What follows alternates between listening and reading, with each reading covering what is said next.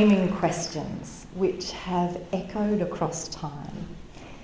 And the quality of our answers to those questions really shape our experience as humans. The first was framed by ancient thinkers as the idea of know thyself. And this was seen as a foundational thing that we needed to do as humans, which was both the most important task and the hardest. So if you wanted to frame that in an easier way, really this first question is simply asking, who am I? And it's important that we can answer that because it allows us to be grounded in something. But on its own, it's not enough. Because as humans, we also need to experience that sense of progress, of moving towards something, not just being grounded in something. And that brings us to the second framing question, which you can think of as answering, what is success for me? This is really about that idea of having a vision, of having a sense of where am I actually going? What do I want to be part of in the world? And often with this second question, we can be a bit flippant. We're looking around, asking others external to ourselves for direction of what path should I take. And we're a little bit like Alice from Alice in Wonderland when asking which path, and yet when the response back to us is that, well, that depends, where do you want to go? We say, well, I don't much care where. And so the answer then is, well, any path will do. But the problem with that approach is that the truest expression of us does care where we're going, and the path we choose does actually matter. And what I have learnt in my life is that whenever I don't honour the centrality of needing to have really meaningful answers to those two framing questions, I get myself into trouble. And it doesn't matter how impressive my goals are, or how big my dreams are, or even if I'm really trying to serve other people. Without the meaningful frame of those two questions, with my personal answers to them, I trip myself up every time. And so what I've realised is that I need to mind my own business. Because even when trying to help others, that is an inside job. As a kid, I was incredibly competitive. And I should probably actually strike that and say, I have a tendency to be competitive, even as an adult.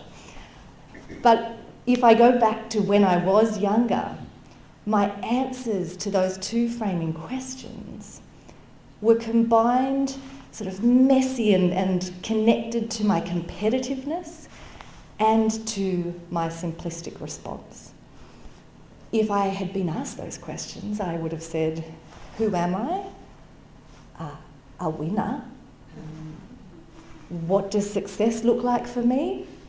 Winning. It was pretty straightforward. I loved sport, I loved athletics.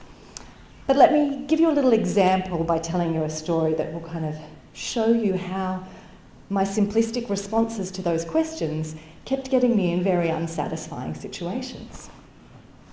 Cross country, the idea of long distance running was not something I was a fan of.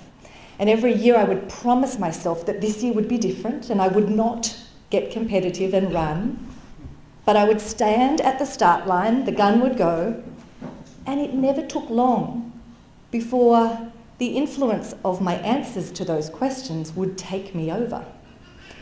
Pretty quickly into the race, someone would overtake me. And the judgmental part in me would look at them and think, I'm better than them. There's no way they are beating me. And I would start to run. Then, not too far down the track, there was this guy the year ahead of me who was incredibly athletic. And he would wear this t-shirt that said, second place is first loser. And I would see him in his t-shirt, And that would be the straw that would break this camel's back. And I would run, because I am not a loser.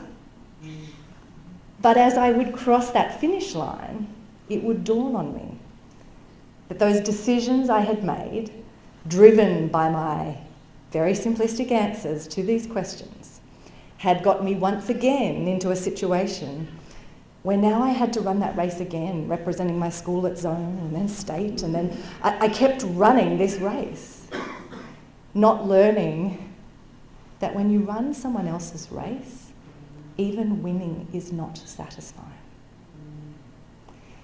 And this idea is seen over and over in different cultures in the beautiful Eastern classic, the Bhagavad Gita.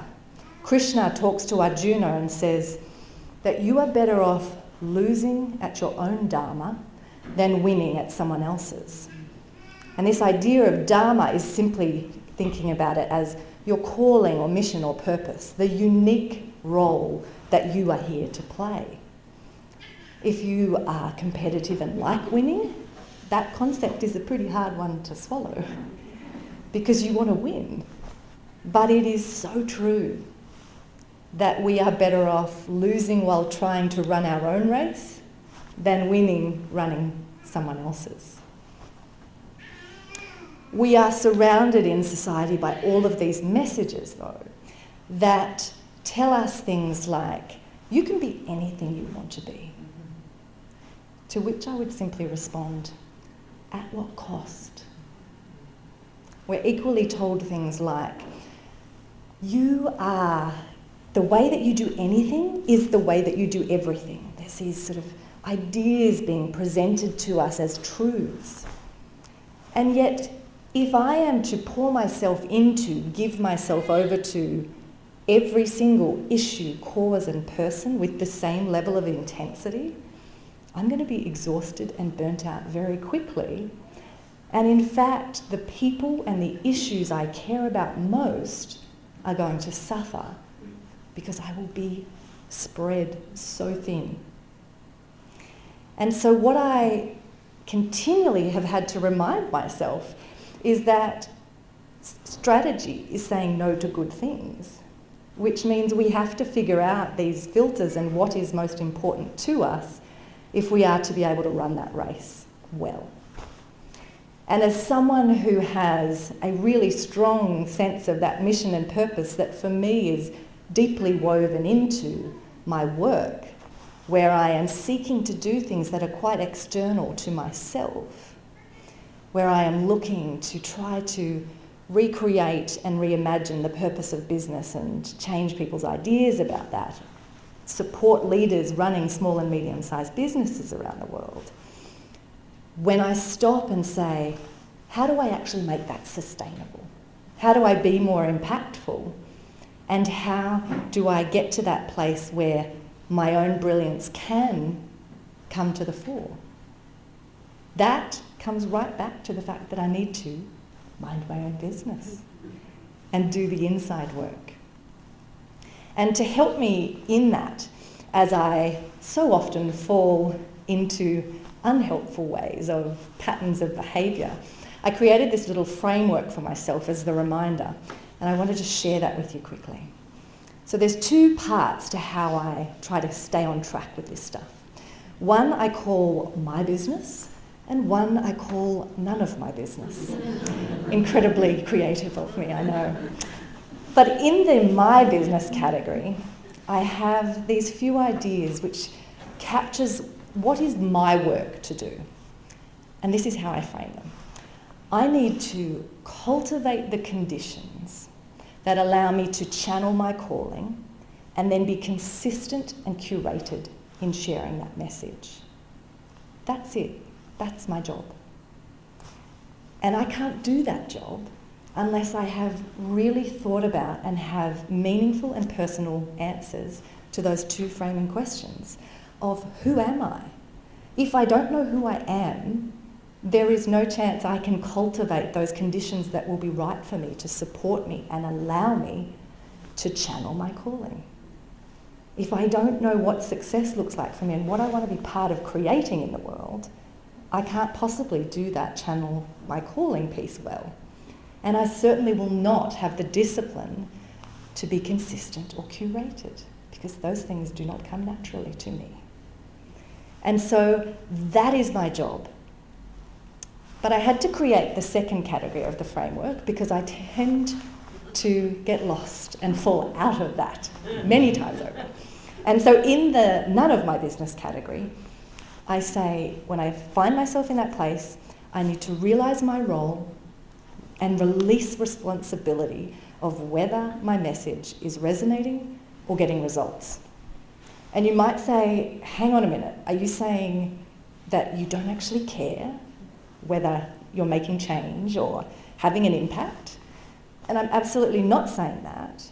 But if I waste all of my energy in that space, desperately trying to convince and change things that I have no control over, I will exhaust myself and not be impactful all at the same time. And so I have that framework just to remind me and snap me back into minding my own business and doing the work that is mine to do. As I wrap up, I just want to remind you that life is not a game of martyrdom. So please don't abandon yourself in the pursuit of a goal or an idea of success, no matter how important or noble it might seem. Because your brilliance only comes out when it is embraced, not abandoned. Who are you? What does success look like for you? Start there. Mind your own business.